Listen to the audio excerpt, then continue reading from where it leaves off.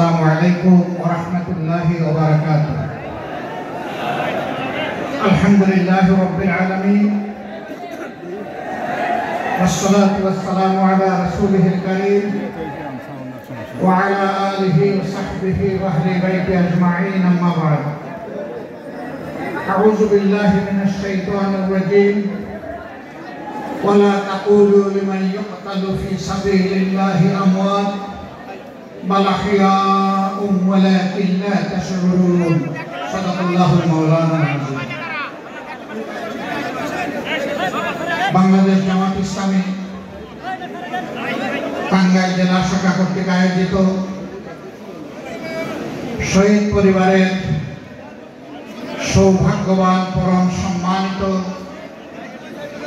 সদস্যবৃন্দের সাথে মত বিনিময়, শহীদের আত্মার মাগফিরাত কামনা এবং প্রিয় দেশের জন্য মহান মাবুদের দরবারে কল্যাণ কামনার উদ্দেশ্যে আয়োজিত আজকের এই সভার সম্মানিত সভাপতি, বাংলাদেশ জামাত ইসলামী টাঙ্গাইল জেলা শাখার আমির আহসান হাবিব মাসুদ, কেন্দ্রীয় নির্বাহী পরিষদের অন্যতম সদস্য জনাব অধ্যক্ষ ইজ্জতুল্লাহ, কেন্দ্রীয় এবং স্থানীয় নেতৃবৃন্দ, ছাত্র সংগঠনের নেতৃবৃন্দ, শহীদ পরিবারের গর্বিত সদস্যবৃন্দ, প্রিয় টাঙ্গাইলবাসী, সাংবাদিক বন্ধুগণ, আল্লাহ তাআলার শুকরিয়া আদায় করছি।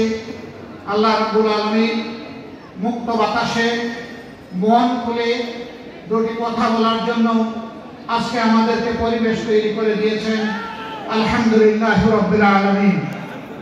টানা 17 বছর 6 মাস এই জাতি বন্দিত্বের নিগড়ে বাধা ছিল। মুখে ছিল তালা, হাতে ছিল হ্যান্ডকাপ, পায়ে ছিল বেড়ি। এদেশের 18 কোটি মানুষ ছিল মজলুম। এমনকি রাস্তায় যে ভাই টিফিন বা যে ভন্টি ভিক্ষা করতেন তিনিও ছিলেন মজলুম। কারণ ভিক্ষুকদেরকে চাঁদা দিতে হতো ওই সমস্ত গুন্ডাদের কাছে। চাঁদা না দিয়ে তারা ভিক্ষা করতে পারতেন না। সারাদিন ভিক্ষা করে 2, 5, 10 টাকা জমিয়ে যখন নিজের জন্য পরিবারের জন্য খাবার কিনতে যেতেন তখন 30 টাকার পেঁয়াজ তাদেরকে 300 টাকায় কিনতে হতো। এভাবে প্রত্যেকটি মানুষ ছিল জুলুমের শিকার। কোনো ঘরে কোনো শান্তির সামান্য লেশ মাত্র ছিল না। বাবা বেটা একসাথে বসে দুপুরের খাবার গ্রহণ করছে, তুলে নিয়ে ঘরে নিয়ে বলা হয়েছে রাষ্ট্রের বিরুদ্ধে তারা ষড়যন্ত্র করছিলেন। কেউ কারো বিরুদ্ধে সামান্য একটু কথা বলেছে, মনের দুঃখ প্রকাশ করেছে, ডিজিটাল আইনে তাদেরকে ধরে নিয়ে নির্যাতন করা হয়েছে। বিদেশের মাটিতে বলে একজন সাংবাদিক হয়তো এই সমস্ত স্বৈরতন্ত্র এবং অনাচারের বিরুদ্ধে কথা বলেছেন, তার তরতাজা ভোনটাকে ধরে নিয়ে রিমান্ডে নিয়ে টানা হেঁচড়া করা হয়েছে। মাসের পর মাস তাকে জেলে রাখা হয়েছে। কোনো মানুষ তার মনের কথাটা সামান্য একটু ফেসবুকে প্রকাশ করেছে, অমনি সাথে সাথে আজরাইল রূপী বিবি তার ঘরে চলে গিয়েছে। সম্মানিত বন্ধুগণ, এই 17.5 বছর বাংলাদেশের জনগণের জীবনে ছিল দুঃসহ কালো রাত। আপনারা বলবেন 17.5 বছর কিভাবে মিলে? আওয়ামী লীগ তো 15.5 বছর ক্ষমতায় ছিল। আসলে তারা 17.5 বছরের ছিল। তারা 2006 সালের 28 অক্টোবর আওয়ামী লীগের নেত্রী শেখ হাসিনার নির্দেশে পল্টন সহ সারা দেশে লগিবইটার তাণ্ডব চালিয়ে শখানেক মানুষকে তারা হত্যা করেছিল। ফ্যাসিজমের সূত্রপাত ওখানেই হয়েছিল। স্বৈরতন্ত্রের পদধ্বনি ওখান থেকেই এসেছিল। তারপরে আপনারা দেখেছেন 2009 সালের 10 জানুয়ারি ক্ষমতায় আসার পরে তারা রাষ্ট্রের গর্বিত প্রতিষ্ঠান সেনাবাহিনীর কোমরে আঘাত দিয়েছে। পিলখানায় বিডিআর সদর দপ্তরে 14 জন চৌকস দেশপ্রেমিক সামরিক অফিসারকে হত্যা করেছে। পরিবারের মহিলা সদস্যকে নির্যাতিত লাঞ্ছিত করেছে। তারপরে তাদেরকে হত্যা করে ড্রেনে ভাসিয়ে দিয়েছে। সেই হত্যাকাণ্ডের বিচার আজও হয়নি। অথচ বলি হয়ে সেনাবাহিনীর কবর ভেঙে দেওয়া হয়েছিল। সেনাবাহিনীকে তাদের দায়িত্ব পালন করতে দেওয়া হয়নি। একই সাথে গর্বের আরেকটা বাহিনী সীমান্তের অতন্ত্র প্রহরী বিডিআরকে ধ্বংস করা হয়েছে। 15,000 সদস্যের চাকরি কেড়ে নেওয়া হয়েছে। 500 মানুষ তারা নিহত হয়েছে। কুচক্রকারীদের চক্রান্তে বলি দিতে হয়েছে এই সমস্ত মানুষগুলোকে। ঘরে ঘরে হাহাকার। আমি অনেক যুবককে জেলে পেয়েছি, বিয়ে করে 6 মাসের মাথায় গ্রেফতার হয়ে গিয়েছে। তার ওয়াইফ 1 বছর, 2 বছর, 3 বছর অপেক্ষা করেছে। জেলের ভিতর থেকে এই লোকটা বলে দিয়েছে, তুমি আর আমার জন্য অপেক্ষা করো না, তুমি মুক্ত, তুমি চলে যাও, তোমার একটা জীবন আছে। আমি কোনদিন মুক্তি পাবো আমি জানি না। ঘরে ঘরে হাহাকার। এরপরেই তারা আকাঙ্ক্ষা দিয়েছে বাংলাদেশ জামাত ইসলামের উপর, দেশপ্রেমিক পরীক্ষিত এই শক্তির উপর। এদেশের শত্রুরা জানে জামাত ইসলামী ভাঙবে কিন্তু মচকাবে না, অন্যায়ের কাছে মাথা নত করবে না, দেশের স্বার্থ কারো কাছে বিক্রি করতে রাজি হবে না, অন্যায়ের বিরুদ্ধে প্রতিবাদ করতে পিছপা হবে না। এই জন্য এই শক্তিকে ধ্বংস করতে হবে। 42 বছর যাদের বিরুদ্ধে কোন থানায় একটা জিডি একটা মামলাও ছিল না, 42 বছর পরে তাদের বিরুদ্ধে মানবতা বিরোধী অপরাধের অভিযোগ আনা হলো। মিথ্যা মামলা, মিথ্যা সাক্ষী এবং সাজানো পাতানো আদালত, এই যে একজন করে শীর্ষস্থানীয় 11 জন নেতাকে দায়িত্বশীলকে আমাদের বুক থেকে কেড়ে নেওয়া হলো। গোলাম আজম রাহিমাহুল্লাহ থেকে শুরু করে জনাব মীর কাসিম আলী পর্যন্ত তাদেরকে আমাদের বুক থেকে নিয়ে নেওয়া হলো। আমরা আল্লাহ শুকরিয়া দেই। আমরা চিন্তিত নই, আমরা দুঃখিত নই। হে আল্লাহ, তোমার কাছে আমরা সাক্ষ্য দিচ্ছি, তোমার যে গোলামগুলো এই সংগঠনের সবচেয়ে উন্নত আখলাক, চরিত্রের, ইমানের, ইলমের আলোয় আলোকিত ছিল, তুমি তাদেরকে সত্যের জন্য কবুল করেছো। আলহামদুলিল্লাহ রাব্বিল আলামিন। তোমার দরবারে শুধু মিনতি, তাদেরকে মুহাক্কিক শহীদ হিসাবে কবুল করো। আদালতে আখিরাতে হযরত হামজা রাদিয়াল্লাহু তাআলা আনহুর মিছিলে তাদেরকে শামিল করে নিও আল্লাহ। রাব্বুল আলামিন জান্নাতের সিঁড়িতে আমাদের প্রিয় এই সমস্ত দায়িত্বশীলদের সাথে আমাদের মুলাকাত করিয়ে দিন। তাদের রক্ত, শহীদ নিজামী বলেছিলেন তার শাহাদাতের আগে যে আমার রক্ত বাংলাদেশে কথা বলবে, আমার রক্ত বাংলাদেশে পরিবর্তনের সূচনা করবে। প্রিয় ভাইয়েরা, 1, 2, 3 করে 15.5 বছর জাতির উপরে রাষ্ট্রীয় রুলার চালিয়েছে। সবচেয়ে বেশি আঘাত দিয়েছে জামাতে ইসলামী, ইসলামী ছাত্র শিবিরের উপর। আমাদের মতো মজলুম সংগঠন আর কেউ না। আর কারো এতগুলা নেতাকে হত্যা করা হয়নি, আর কারো বাড়িঘর মোটরসাইকেলকে ভাঙা হয়নি, আর কারো বাড়ি করে আগুন দেওয়া হয়নি, লুটপাট করা হয়নি। আমাদের পর্দানশীল মা বোনদের ইজ্জত নিয়ে টানাটানি করা হয়েছে। আমরা সেদিন চোখের পানি দিয়ে শুধু আল্লাহকে বলেছি, আল্লাহ তুমি দেখো, আমাদের পাশে যাবেন, সর্বোচ্চ চিকিৎসা দেওয়ার চেষ্টা করবেন। আমরা চেষ্টা করছি যাদের চিকিৎসা দেশে সম্ভব নয় তাদেরকে একটু উন্নত চিকিৎসার জন্য বিদেশে পাঠানো। 2-1টা দেশের সাথে আমরা আলাপ আলোচনা করেছি, তারাও আলহামদুলিল্লাহ আগ্রহ দেখিয়েছে। তারা যদি একটু এগিয়ে আসে, এদেশের এই সমস্ত দুঃখী মানুষের বিরাট উপকার। যারাই এগিয়ে আসবে তাদেরকে আমরা প্রকৃত বন্ধু হিসাবে কবুল করবো ইনশাআল্লাহ।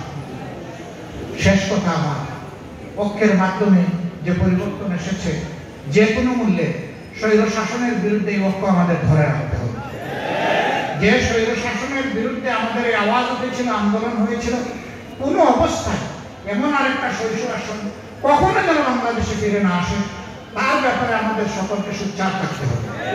আমরা যদি ঐক্যবদ্ধ থাকি, আমাদের মাথায় কেউ কাঁঠাল ভেঙে খেতে পারবে না ইনশাআল্লাহ। আমি একটা আয়াত দিয়ে শুরু করেছিলাম, এটা দিয়ে শেষ করছি। এরকম যারা শহীদ হয় দিনের জন্য, মানুষের জন্য, অধিকার আদায়ের জন্য, আল্লাহ তাদের ব্যাপারে সুসংবাদ দিয়ে বলেছেন, ওয়ালা তাকুলু লিমান ইউকতালু ফি সাবিলিল্লাহি আমওয়াত।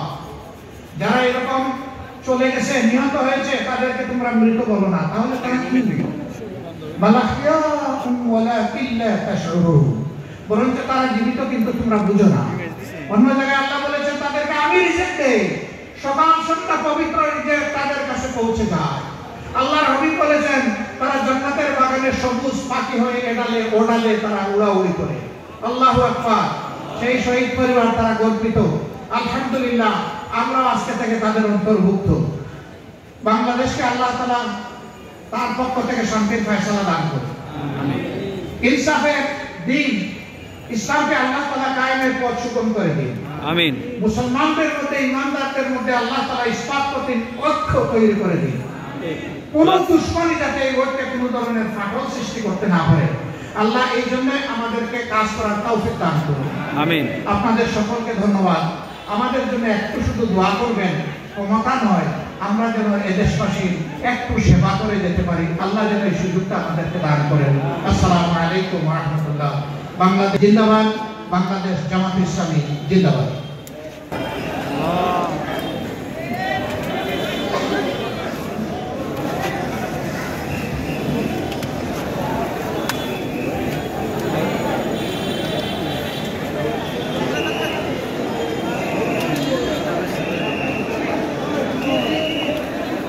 সাফ করে দেওয়া হয়েছিল তারা আল্লাহর দরবারে চলে গেছে, কিন্তু যারা সাফ করেছিলেন আজকে তারা কোথায়? তুইজ্জু মান তাশাউ ওয়া তুযিল্লু মান তাশাউ বিয়াদিকাল খায়র ইন্নাকা আলা কুল্লি শাইইন কাদির। অহংকার মারাত্মক। এটি হচ্ছে আল্লাহ তাআলার চাদর। এটা নিয়ে কেউ টানাটানি করুক, আল্লাহ এটা বরদাস্ত করেন না। এই জন্য অহংকারীরা 2 দিন আগে হোক পরে হোক তাদের পূর্ণ পাওনা তারা সঙ্গে পায়। আমাদের চরিত্রে কালিমা লেপন করা হয়েছে। আল্লামা দিলওয়ার হোসেন সাইদির মতো মানুষকে বলা হয়েছে তিনি ধর্ষক, নাউজুবিল্লাহ, তিনি খুনি, তিনি লুটেরা, তিনি অগ্নিসংযোগকারী। দেলুর রাজাকারকে চালান দিয়েছে দেলওয়ার হোসেন সাইদির নামে। এখন সেই মামলার বাদী কেঁদে কেঁদে বলছে বন্দুকের নলের সামনে আমাকে বাধ্য করা হয়েছে অভিযোগপত্রে স্বাক্ষর করতে। যারা বাধ্য করেছিল এখন আমি তাদের বিরুদ্ধে মামলা করতে চাই। সময় কারো নিয়ন্ত্রণে থাকে না, সময় আল্লাহ তাআলার নিয়ন্ত্রণে। সময় বদলায়, পরিবেশ বদলায়। সত্যকে চাপা দিয়ে রাখা যায় না, সত্য মাটির নিচ থেকে উঠে আসে। এভাবে নির্যাতন করা হয়েছে বিএনপির উপর, নির্যাতন করা হয়েছে গণ অধিকার পরিষদের নেতৃবৃন্দের উপর, নির্যাতন করা হয়েছে সাধারণ মানুষের উপর, হত্যা করা হয়েছে সাংবাদিক বন্ধুদের। কালো আইনে তাদেরকে টেনে এসে নেওয়া হয়েছে জেলে। তারা কারে বাদ দিয়েছে? কাউকেই বাদ দেয়নি। সবাইকে নিষিদ্ধ নিষিদ্ধ, সবাই রাজাকার, সবাই রাজাকার। এখন কি বলে? এখন তরুণ কমল ছাত্রছাত্রীরা কি বলে?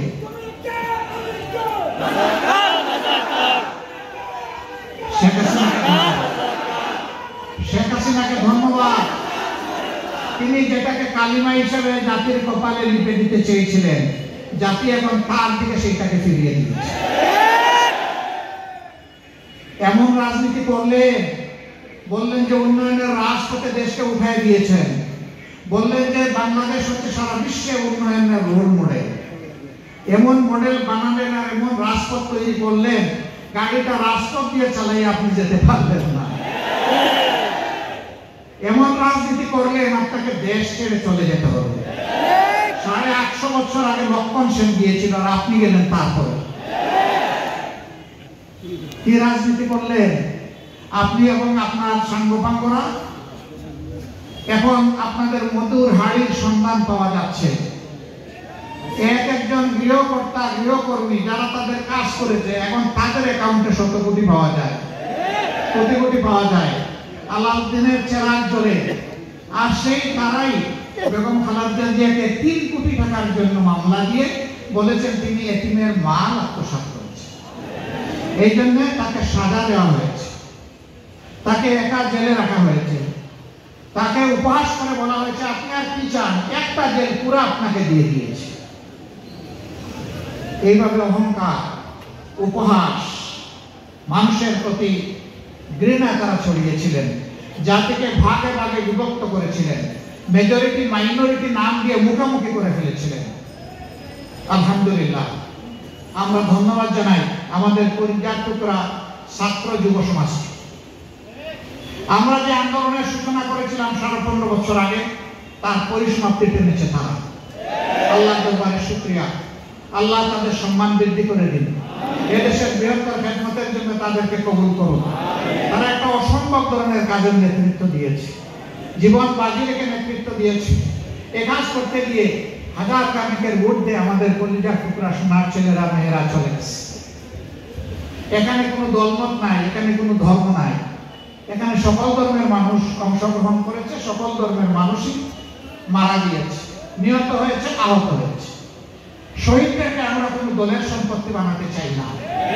এই শহীদরা জাতির সম্পদ, এই শহীদরা আমাদের শ্রদ্ধার পাত্র, এই শহীদরা আজীবন আমাদের জাতীয় বীর। আমরা তাদেরকে সেই মর্যাদায় দেখতে চাই। অনেক সাংবাদিক বন্ধু আমাকে প্রশ্ন করেছেন, আপনাদের দলের কতজন শহীদ হয়েছে? আমি বলেছি, আমরা মজলুমের দলে শামিল হয়ে যারাই শহীদ হয়েছে তারা সকলেই আমাদের দল, তারা সকলেই 18 কোটি মানুষের দলে। অতএব তাদেরকে আমরা দলীয় সম্পদ বানাতে চাই না। আমরা আল্লাহর উপর ভরসা করে সিদ্ধান্ত নিয়েছিলাম, যে কয়টা শহীদ পরিবারের সন্তান পাবে সেই কয়টা শহীদ পরিবারে জামাতে ইসলামী পৌঁছে যাবে ইনশাআল্লাহ। আমরা গিয়ে তাদের বাক্যের পরিবর্তন করতে পারবো না। গিয়ে শুধু বলবো, আমরাও আপনার পরিবারের সদস্য। গিয়ে শুধু বলবো, এখন থেকে বাকি জিন্দেগি আমরা একই সাথে সুখ দুঃখের অংশীদার। আমরা শুধু গিয়ে বলবো, আপনারা যে গর্বিত শহীদ পরিবারের পিতা মাতা ভাই বোন সন্তান স্ত্রী, হাসরের দিন ওই শহীদরা যখন আপনাদের জন্য আল্লাহর দরবারে শাফাআতের দোয়া করবেন, সেদিন আমাদেরকে ভুলে যাইয়েন না, আমাদেরকেও আপনাদের সাথে রাখবেন। আমরা এই কথাগুলো বলার জন্য তাদের কাছে ছুটে যাচ্ছি। সম্মানিত ভাইয়েরা, আহত হয়েছে লাখো লাখো তরুণ যুবক, সাধারণ মানুষ, আলিম উলামা এই আন্দোলনে একাকার হয়ে গিয়েছে। আল্লাহু আকবার। আমরা তাদের সকলের কাছে যেতে পারিনি বলে দুঃখিত, কিন্তু আমরা আমাদের স্থানীয় সবগুলো সংগঠনকে বলেছি, যেখানে আরবের সন্ধান পাবেন সেখানেই চলে যান, ওর কপালে চুমু দেন, ওর জন্য দোয়া করেন, আল্লাহ যেন তাকে শিফার নিয়ামত দান করেন, সেগুলো সুস্থ হয়ে ওঠে, এই জাতির জন্য আবার লড়াই করতে পারে। আমি হাসপাতালে গিয়েছি, হাত নাই পা নাই, জিজ্ঞেস করেছি তোমার অনুভূতিকে, বলে যে আমি খুব খুশি। আমি বলি, কেন তুমি খুশি? ওই আমার দেশ স্বাধীন হয়েছে। আল্লাহু আকবার, আল্লাহু আকবার। আমি জিজ্ঞেস করেছি, বাকি জিন্দেগি তোমাকে তো সতর্ক হয়ে চলতে হবে। বলে যে প্রয়োজনে আবার লড়াই করবো, এক হাত চলে গেছে, আরেক হাত দেওয়ার জন্য প্রস্তুত আছি। স্যালুট, ওদেরকে সালাম জানাই, আল্লাহ এদের ইজ্জত বৃদ্ধি করে দিন। এরকম সন্তানেরা যে মায়ের গর্ভে জন্ম নিয়েছে, সেই মা অবশ্যই সৌভাগ্যবান। আমরা সেই মায়ের জন্য দোয়া করি। সম্মানিত বন্ধুগণ, দুঃখের কাহিনী, শহীদ পরিবারের কাছে যখন যাই দুঃখ ধরে রাখতে পারি না। একজন একটু আজানের জবাব পেলেন। আমি রাজশাহীতে গেলাম, একটা তরুণী মেয়ে, তার শাশুড়ি এবং পরিবারের সদস্যরা তার নিয়ে আমার সামনে আসলেন। সে বিয়ে হয়েছে 1 বছর, স্বামী রিক্সা চালাতেন, এই আন্দোলনে তিনি শাহাদাত বরণ করেছেন। আমি তাকে জিজ্ঞেস করলাম, মা তুমি কেমন আছো? সে কেঁদে দিয়ে বলল, আপনি আমাকে মা বলেছেন, আমি শান্তি পেলাম, কিন্তু আমার গর্ভের সন্তানের কি হবে? আমার গর্ভে তো 6 মাসের সন্তান। সে চোখে অন্ধকার হচ্ছে। আমি তাকে বললাম, আল্লাহ, আর আজকে থেকে তোমার সন্তানের আমরা হচ্ছি অংশীদার। এই সন্তান জন্মনের একটা সুস্থ সন্তান হিসেবে আমরা দোয়া করি। ছেলে হোক মেয়ে হোক, যতদিন তার লেখাপড়ার প্রয়োজন হবে, এই বেড়ে ওঠা পর্যন্ত এই দায়িত্ব বাংলাদেশ জামাত ইসলামী। তোমারও পরিবারের দায়িত্ব বাংলাদেশ জামাত ইসলামী। আমি কথা বলেছি ঠিকই, কিন্তু আমি কি তার স্বামী ফিরিয়ে দিতে পারবো? ওই সন্তান যখন ভূমিষ্ঠ হবে, তার মুখে যখন জবান ফুটবে, সে কি বাবা ডাকার কাউকে পাবে? যখন দেখবে তার মতো সন্তানেরা কাউকে বাবা ডাকে, কাউকে চাচা ডাকে, তখন সে চাচা পাবে, কিন্তু বাবা তো পাবে না। ঠিক ঢাকার সাইনবোর্ড এলাকায় এক মহিলা, তিনি ওই সমস্ত গোলাগুলির দৃশ্য দেখার জন্য জানালা একটু মুখ পাড়িয়েছিলেন। আকাশ থেকে ছোড়া গোলা এসে তার বুক